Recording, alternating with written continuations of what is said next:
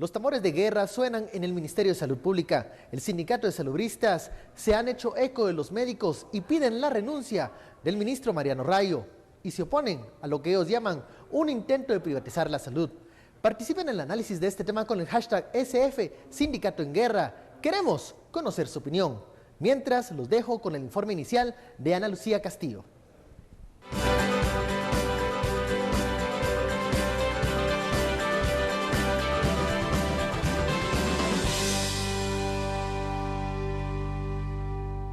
El Sindicato Nacional de Salud realizó un plantón en las afueras del Ministerio de Salud para manifestar su oposición a la privatización de los servicios de salud, al presupuesto asignado a salud y solicitar la renuncia del ministro Mariano Rayo. Vamos a privilegiar el tema de insumos, vamos a privilegiar el tema de instrumental médico y servicios básicos.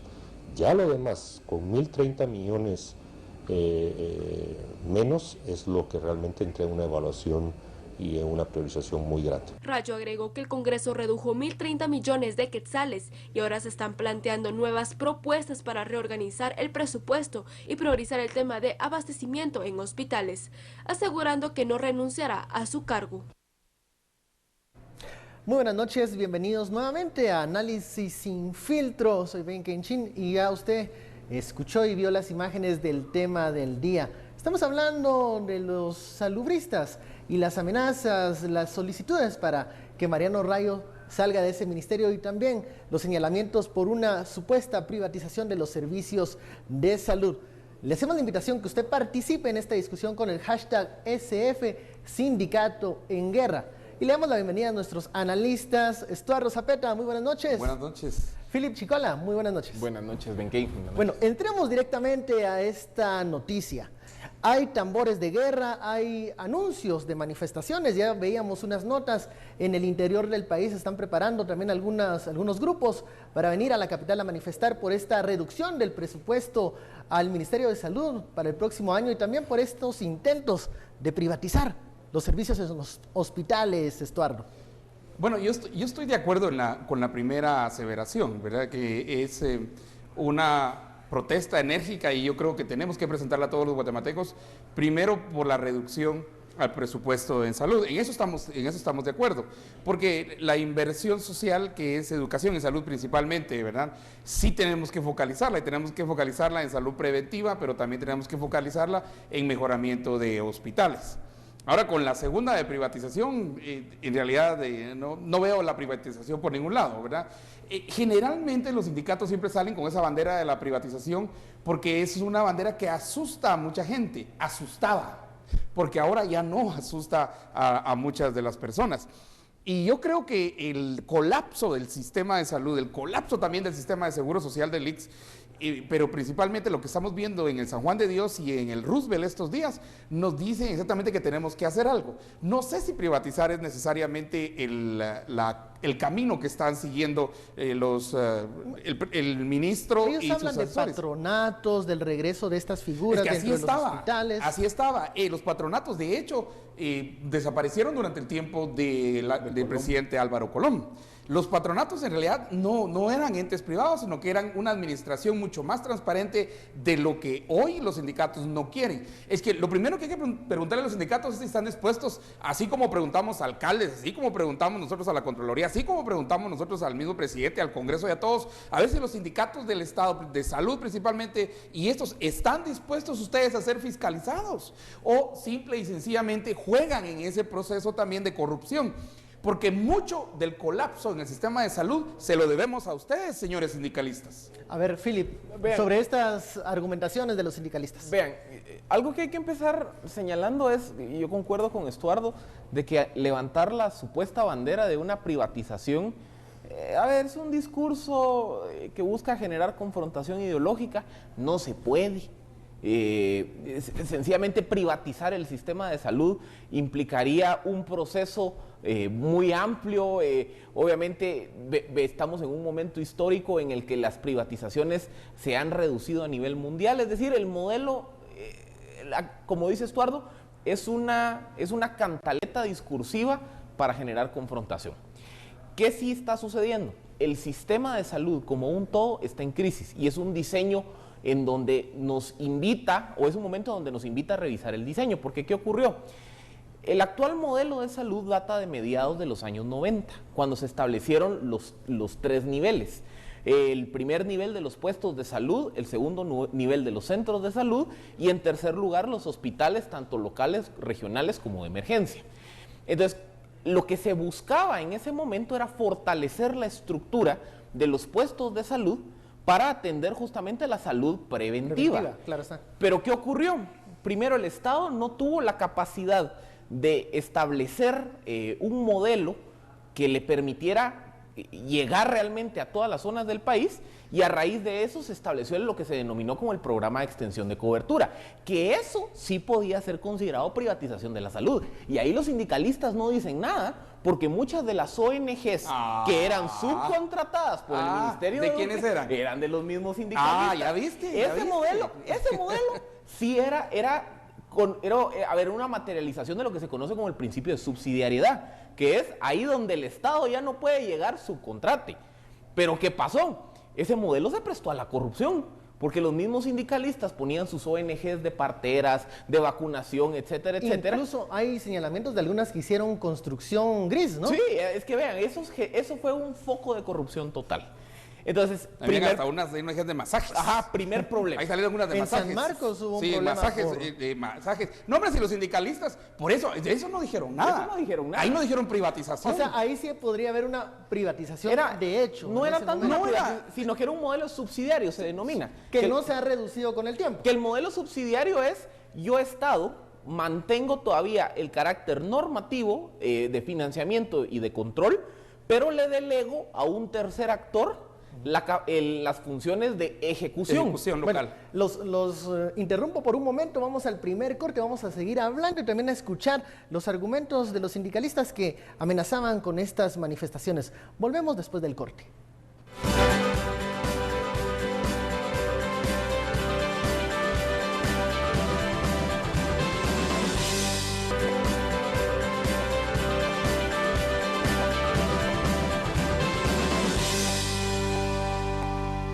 Volvemos a Sin Filtro y en redes sociales, en Twitter lanzamos una encuesta en línea para que usted opine sobre el actuar de los sindicalistas. ¿Qué deberían hacer los sindicalistas? Hay 3 opciones: regresar a sus labores, manifestar o renunciar al pacto. Y estos son los datos preliminares hasta el momento que ustedes, usuarios de redes sociales, nos han enviado aquí a Sin Filtro. El primer dato nos muestra que un 45% pide renunciar. Se mueven los datos, ahora es 80% piden que renuncien al pacto. Hay un 15% que pues les pide volver a trabajar y un 5% que los invita a seguir manifestando con estos señalamientos que hacen contra la gestión de Mariano Rayo. Pero volvamos a esta discusión que ha iniciado y este fuego cruzado en el que está el actual ministro de Salud con los sindicalistas, con el Sindicato Nacional de Salud. Estas son las declaraciones de ambos personajes. Escúchelas usted. No estamos de acuerdo con que la salida a la crisis, tanto de los hospitales como el desabastecimiento en las áreas de salud y los centros de salud, sea por medio del regreso de los patronatos y de las ONGs. Ni este gobierno ni este despacho se han planteado siquiera la idea de la privatización. Más considero que es una idea que ellos mismos han estado gestando y ellos mismos han estado alimentando. Las palabras de los sindicalistas y del ministro de Salud, Mariano Rayo, dice que no renuncia. Hechos que sucedieron esta semana, 1.000 millones menos para el Ministerio de Salud. Tal vez solo sigamos construyendo sobre el modelo, porque entonces, ¿qué ocurrió? O sea, la primera respuesta del programa de extensión de cobertura era justamente para llenar el vacío donde el Estado no llegaba. Entonces el modelo es subcontrate. Y luego los patronatos entran como una figura de colaboración de la familia del paciente con el sistema de salud, que era cobrar cuotas módicas para prestar algunos de los servicios. Obviamente, si la familia no tenía recursos para pagar por esos servicios, igual se le prestaba, era decir, era un modelo que permitía generar recursos propios para las instituciones. Ese modelo se elimina en tiempos de Álvaro Colom cuando se introduce la gratuidad general del sistema. Y eso viene a debilitar financieramente a todo el sistema de salud, porque sencillamente esos fondos revolventes que manejaba, por ejemplo, el patronato del Hospital Roosevelt, se acaba. Y ahí es donde empezamos a ver cómo, sin ese fondo revolvente privativo, el hospital empieza a depender exclusivamente de las transferencias del Ministerio de Finanzas. Y cuando se me cae la recaudación, hay problemas, etcétera, etcétera. Casos de corrupción. Hay casos de corrupción, que es el caso ahora. El hospital no tiene recursos ni para pagar salarios de los médicos, ni mucho menos para pagar servicios e insumos, porque entiendo que a los médicos era el viernes de la semana pasada y no les habían hecho la transferencia. La solución es regresar a las figuras de los patronatos. Pero el MP está igual y no vas a creer que solo los de... ¿Es una solución regresar a la figura de los patronatos? Mira, por transparencia yo creo que sí, los patronatos eran muy transparentes, esa era una de las cuestiones que yo creo que por eso le tienen tirria a los sindicalistas, pero yo creo que pueden haber otras formas también de hacerlo, y las otras formas pueden ser de quienes ya prestan un servicio, y se puede montar sobre quienes ya prestan un servicio. El ICS ha intentado de alguna forma, digamos, de personas profesionales que ya prestan un servicio y lanzar a licitación, digamos, cierto número de pacientes, digamos, no sé, para dientes o para ojos o para mano o para diagnósticos. Hay modelos que sí son bien diferenciados, que son posibles y son factibles, que pueden salirnos más baratos, pero lo que sí no podemos aceptar, y ahí hay que decirlo con todo el pueblo de Guatemala, es que se le haya reducido 1.000 millones al presupuesto de salud. Ojo, que a las ONG se quedaron con los 1.500 millones. Unas ONGs que en realidad no tienen ni sentido, unas ONGs que yo no sé en qué ayuda a su vida, usted televidente, que hayan ONGs con 1.500 millones de quetzales. En ese sentido, digamos, el reclamo es el correcto. Y si miras, escapa 72.000, quedó en 71.000, casi en 71.000 millones, y mucho se debe a ese recorte. Cuando pudieron haber recortado otras cuestiones, el Ministerio de Desarrollo, los fertilizantes, pudieron haber recortado otras cosas. Hay una deuda de arrastre de 2.000 millones para comunicación, gobernación y también salud. El mismo ministro Rayo advertía de que el próximo año, por julio, va a existir otro desabastecimiento. O sea, hay problemas financieros. Y cuando nosotros salimos a la calle en los trabajos de reportear esta crisis de salud pública, vemos cómo las quejas reiteradas de los usuarios es que nos cobran o nos mandan a comprar la medicina. ¿Y sabes qué es? ¿Y sabes qué? Cobran más caro que lo que cobraban los patronatos. Sí, ese es el problema. Vean, por eso que no quieren los patronatos, ajá, porque ese cobro ya se volvió negocio de los sindicalistas. Lo que ocurre ahora es, antes con el patronato el paciente pagaba una cuota módica por medicamentos subsidiados, por algunos servicios dentro de los hospitales públicos que también eran subsidiados. Hoy sencillamente, como los recursos no están ahí, hay un desabastecimiento general del sistema. Entonces, ¿qué ocurre?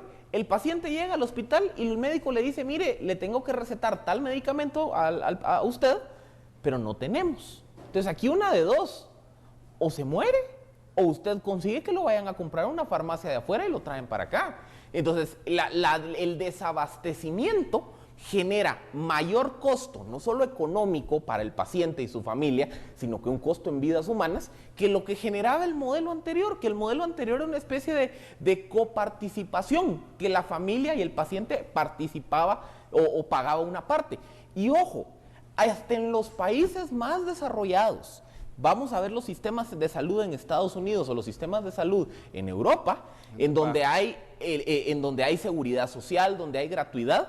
Siempre el paciente tiene que hacer un copago al servicio que recibe. La reforma de salud del presidente Obama va justamente en la línea de ampliar la cobertura de los seguros, que es decir, aunque sea una mínima parte de sus ingresos, utilícela para pagar un seguro privado. Pero tener acceso a eso. Y entonces los hospitales públicos van a servir exclusivamente para aquellas personas que no tienen un seguro, pero igual, el hospital después le cobra. Es mentira de que yo entro a un hospital, me hacen una operación y me regreso a mi casa como si nada. Alguien tiene que asumir ese costo. Ahora, Philip, sin duda hay algunos patronatos que en el pasado han ayudado con estos copagos a las personas con escasos recursos durante una emergencia. ¿Qué pasa con el papel del Estado? Porque una de las funciones del Estado es garantizar la salud. Y la salud debería ser gratuita. Ojo, cuidado. Para garantizar no significa dar. Pero para algunas garantizar personas no significa dar. de escasos recursos. Discúlpame, garantizar no significa dar. Pero ¿cómo la van a pagar? Garantizar no significa que tiene que ir a hacerlo. ¿Qué hacemos con las personas con escasos recursos que no pueden siquiera ir a comprar la medicina? ¿Qué tiene que hacer el Estado ahí? Ajá. ¿Cuál sería el papel? Y garantizamos cómo. Pero es que el problema está que aquí para nosotros, en nuestra lógica, garantizar es que lo tiene que hacer todo, no necesariamente. Hay un principio, ya lo mencionó Filip, que es el de subsidiariedad, que para aquellas poblaciones que no puedan, las que estás diciendo, está la garantía. Y esa garantía entra a partir, por ejemplo, se dio en educación y también se dio en salud. Entra a partir de entes, ¿verdad?, que especializados, conocedores, ONGs, y mira, si las ONGs, yo creo que por lo que hicieron las malas les cayó chivolanera, pero hay fundaciones que eran buenas. Hay fundaciones magníficas en Guatemala que en la costa hacen un gran trabajo, que por ejemplo, digamos, toda la gente del azúcar en la costa, Talita Kumi en las Verapaces, y cuando uno va buscando las ONGs, ahí están. Y estas dan. Entonces, el Estado puede garantizar, pero puede darlo a través de... Es el modelo que se tenía con los patronatos. El problema está que ahora no solo no hay servicio, el medicamento es más caro, el sistema colapsado y el paciente tiene que estar condenado. Entonces, ahora sí, si los que están privatizando realmente son los sindicatos, porque están obligando a la gente a ir a buscar servicio a un ente privado. Bueno, vamos a seguir ¿Qué más hablando? privatización que eso? Es una privatización, de hecho. Vamos a seguir hablando de este tema. Les hacemos la invitación para que participe de esta discusión con el hashtag SF Sindicato en Guerra. Estamos hablando del Ministerio de Salud y de estas amenazas que el sindicato hace en contra de esa institución por el recorte y la supuesta privatización que se está dando en este sector. Volvemos en un segundo.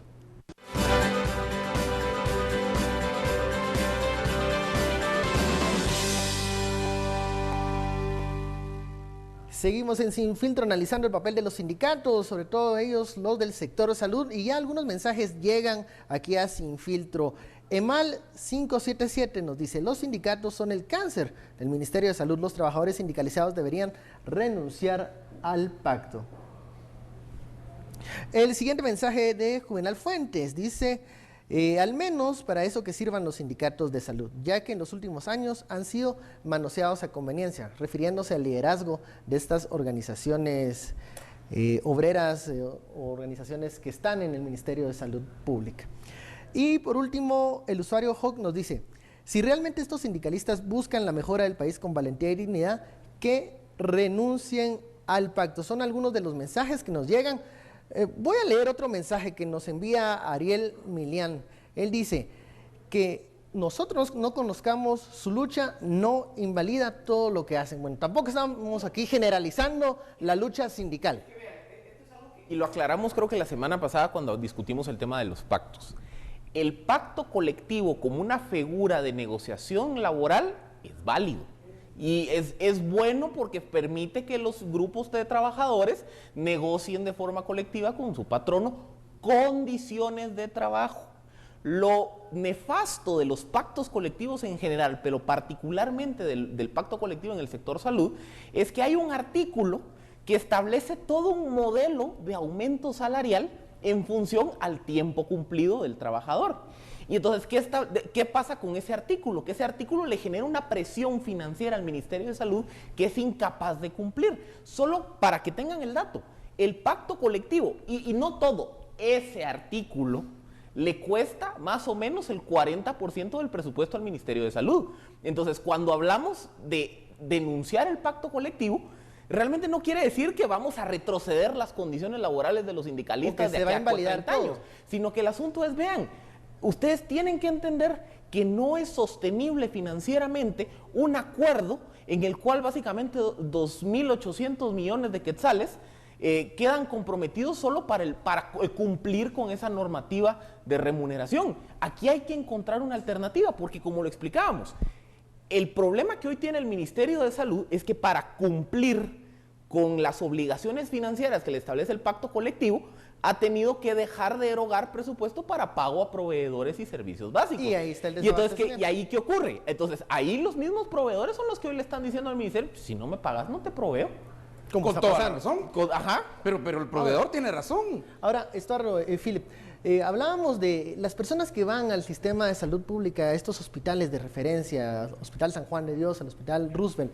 Muchas veces son personas que en su mayoría no tienen acceso a una salud privada. Correcto. Hablamos que las personas que tienen un ingreso medio muchas veces prefieren pagar un doctor privado cuando tiene alguna dolencia.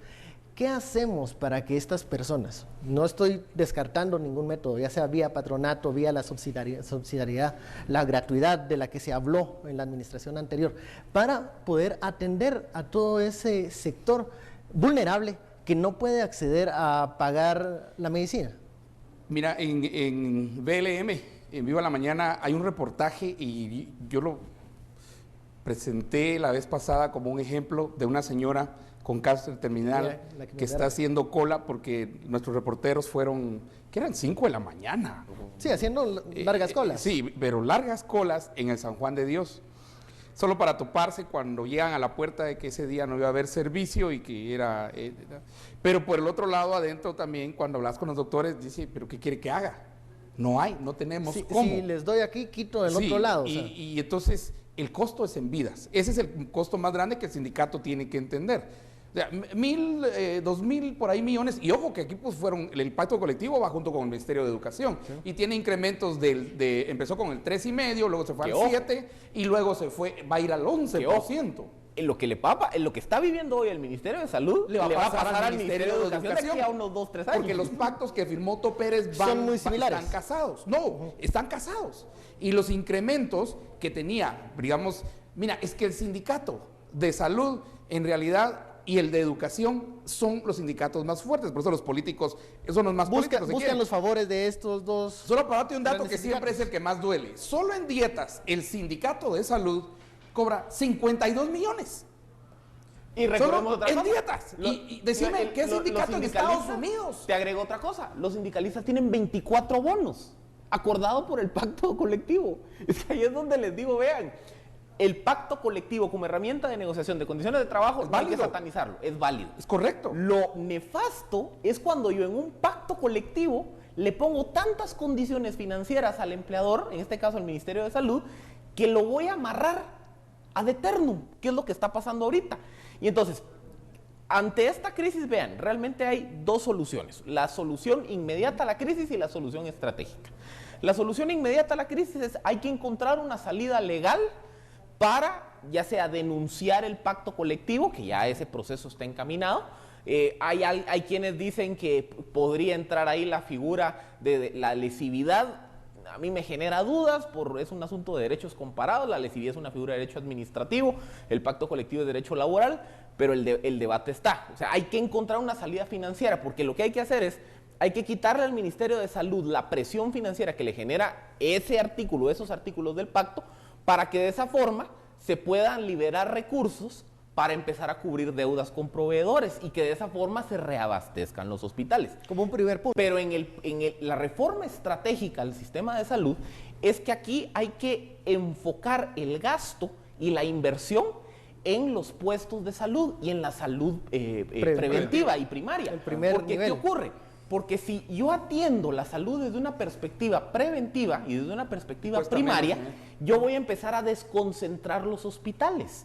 Y los hospitales por su operación son sumamente caros. Es mucho más caro recibir a un paciente porque presenta alguna afección gastrointestinal en un hospital que hacerlo en un puesto de salud, porque el hospital tiene infraestructura, más médicos, etcétera, etcétera. Entonces lo que se tiene que buscar aquí es cómo fortalecemos esos puestos de atención primaria para desconcentrar la red hospitalaria. Eso obviamente implica inversión, implica desarrollo de nuevas figuras. La ONG serán una alternativa, pero se volvieron una corrupción. Implica también generar un proceso de concientización para la población, para decir, vea, no venga directo al hospital, vaya al centro de salud. Pero eso implica que ese centro de salud tenga medicina, Fíjate, tenga atención. El MIT, el Massachusetts Institute of Technology, tiene desarrollado una maravilla de tecnología médica, la cual se puede comprar, y con la tecnología que tenemos, con estas cosas, nosotros podemos bajar sustancialmente los costos de servicio. Muy sencillo, estetoscopios que no necesitan que esté el doctor porque el doctor está en otro punto. Hay doctores que lo hacen en Quetzaltenango con pacientes en Acosta, con pacientes en Toto, con pacientes, y entonces tienen la información. Se necesita una inversión. Sí, se necesitan, pero fíjate que técnicamente eso ya se puede hacer. Si miramos el modelo de Little Intelligent Communities, que se llama LINCOS, que cuando lo hicieron la primera vez, el gobierno de Arzú lo trajeron a Guatemala porque era para Guatemala y el gobierno de Arzú no aceptó, no dio el dinero, eran como $20,000 lo que costaba. Lo que significaba para nosotros el impacto en énfasis, uno, en los centros de salud y la tecnología que se puede tener en el centro de salud. Si ya podemos eliminar el analfabetismo con estas cosas, ya podemos llegar al paciente, a este que decís que es pobre, que además la camioneta le vale 40, 50 quetzales para ir de un lugar a otro. ¿Por qué no los centros de salud con la tecnología disponible lo pueden hacer ahí? Vamos cerrando esta discusión. Conclusiones, por favor. Vean, una pregunta que nos hacían es que habláramos de los bonos, de por qué son tantos. Vean, hay bono de antigüedad, hay bono por eficiencia, hay bono por presentarse a trabajo, hay un bono especial para enfermeros, hay otro bono especial para trabajadores. Es decir, ahí es donde están los 20 y tantos bonos, 24. Si quieren verlos detenidamente, consulten, creo que es entre el artículo 40 y el artículo 46 del pacto colectivo, que ahí dice bajo qué condiciones, quién los recibe. Por eso les digo, el problema es amarrarlo desde ahí. Vean. Bueno, contra el tiempo, vamos, 30 segundos. El tema de la gratuidad es necesario, pero hay que reconocer, como les decía, que hasta en los sistemas de salud más desarrollados, siempre se busca algún modelo de copago. Y la gratuidad debe ser solo un recurso extremo para aquellas personas de escasos recursos. Ya vimos que el problema que hay es que sin la gratuidad, el sistema del Estado es incapaz de poder generarle suficientes recursos al sistema de salud para que preste servicios. Bueno, Starro, brevemente, por favor. Rápidamente, el sindicato está apoyado por un grupo que sale del Sindicato de Salud, que es el Frente Nacional de Lucha. Frente Nacional de Lucha es un pseudo sindicato, grupo de presión en alquiler. Cualquiera que quiera hacer su bochinche puede ir a alquilar a eso. Para eso ha servido el Sindicato de Salud, para generarnos grupos que vienen a hacer esto. Y segundo, esta es una advertencia para Jimmy Morales. Esa es ya una muestra de fuerza que iba a ser el 14 a las 14, el 14 a las 15 en ese caso, pero que se adelantó para principios de diciembre. Así que todo el equipo de salud, si es que hay uno, y si es que tiene Jimmy Morales, ya tienen que ir pensando, pero sí hay soluciones. Y tercero, yo apuesto a la tecnología. Así han apostado muchos países en África, sobre todo ahora, no solo en salud, sino también en alfabetización, y han sido exitosos. Vamos con los resultados de la encuesta para ver qué decidió la audiencia, y estos son los datos finales. Preguntábamos qué deberían hacer los salubristas, existían 3 opciones. Y el 85% pide renunciar al pacto, un 10% que vuelvan a sus labores y un 5% que sigan manifestando. Bueno, yo sí creo que el Estado debe garantizar la salud, lo hablábamos con Estuardo. Es constitucional, hay que ponerle fin a la corrupción, revisar los pactos sin vulnerar derechos laborales, creo, es importante no satanizar toda la figura. También se deben de revisar las compras, ¿no? Y la inversión debería de incrementar en ese sector, en ese ministerio. Bueno, los dejo, se nos acaba el tiempo. Muchísimas gracias, Estuardo. Bueno, se encuentra Gustavo Alejos, ahí nos cuentan. Ahí estamos, hablamos de eso. Philip, muchísimas gracias por este análisis que nos ayuda a ver otros aspectos de esta crisis de salud. Y a usted, muchísimas gracias por seguirnos aquí en Sin Filtro desde las 10 de la noche y desde las 9 de la noche con todas las noticias en Noticiero Guatevisión. Soy Ben Genchín, que tenga una muy feliz noche.